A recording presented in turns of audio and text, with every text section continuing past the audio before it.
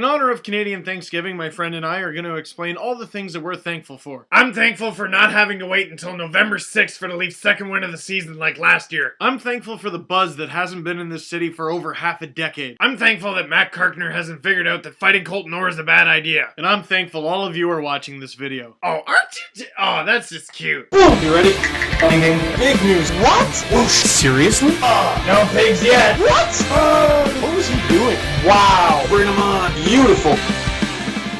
Leafs win. Interesting saying that twice in a row. 5-1 against the Ottawa Senators in a dominant Leafs performance that I did not see coming. Because on paper, I consider the Leafs and Sens roughly even. Leafs have a much more balanced team this year. The Sens not quite as much, but they have a few stars that can always step it up. But for me, the deciding factor, you got the Leafs with all the momentum of winning their home opener against the Montreal Canadiens, and the Sens tired after losing to the Buffalo Sabres in their season opener the night before. Who do you think has the advantage? I'll try to get through the Leafs goals fast because there were a lot of them, starting with Nikolai Kulemin. Hard not to be excited about the season this guy's going to have. Great preseason, and he scores his first goal of the regular season against Pascal Leclerc, 1-0. Chris Versteeg outskates a defender, get used to me saying that this season. Phil Kessel pots the rebound, 2-0. King MacArthur busts out Excalibur once again, 3-0. Versteeg tips in Caberlet's shot, first goal is a Leaf, 4-0. Pascal Leclerc almost makes a wicked sweet, super awesome save on Tim Brent, but nope, it's a goal, 5-0.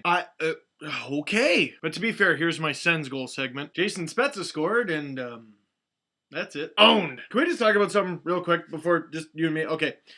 It took the Leafs till November 6th last season, like not the month the season started in, for them to get their second win of the season. And now they're 2-0 and have 3 players that are on pace for 82 goals. Travel back in time to last year and tell Leafs fans it's going to happen and see how long it takes them to put you in a straitjacket. Why don't you believe me? I'm from the future! They think you're crazy. Few storylines I want to talk about this game. Tim Brent, his second goal of the NHL season already. Is he not one of the better feel-good stories in the NHL right now? 1 career NHL goal heading into the season, and he's got 2 since Thursday. And was that not the longest goal review for a 5-0 goal of all time? After a while, I'm like, alright, it's 4-0. Do they need it that badly? But even though it was in Leclerc's glove, it was obvious that it was also in the net. 5-0. Christopher Beauty, and easily the most unexpected fight of the night, taking on Mike Fisher and getting the Gordie Howe hat trick. Looks like Chris Neal finally found a dance partner on the Leafs, going with Mike Brown. Jay Bold from the Leaf Space live chat called that fight at the beginning of the game. And I can't tell if it's the sideshow or the main event of the Battle of Ontario, but Colton Orr and Matt Karkner, round 5. Ding! No knockouts this time, but Orr wins the fight with the takedown. Colton Orr is a monster, and that's why a team like the New York Rangers signed a guy like Derek Boogaard. Can you imagine when those guys go at it? It's gonna happen. J.S. Giguere with the notable but light night, stopping 17 of 18 shots,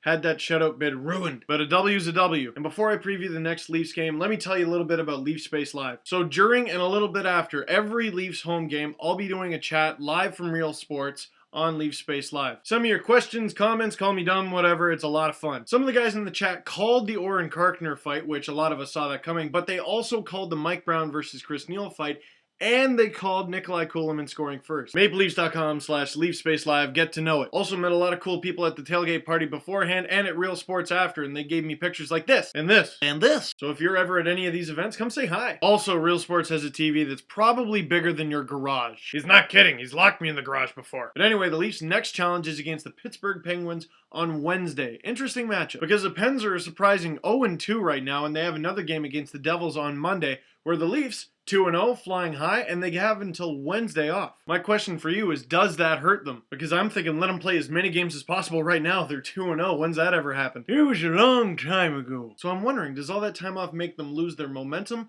or does it rest them up for a powerhouse team like the Penguins? Even if they're 0-3, you gotta consider them a powerhouse. Fleury, Crosby, Malkin, that's a tough team. But we won't know until they actually play, so just enjoy the excellent start to the season and have a happy Thanksgiving. Pumpkin pie!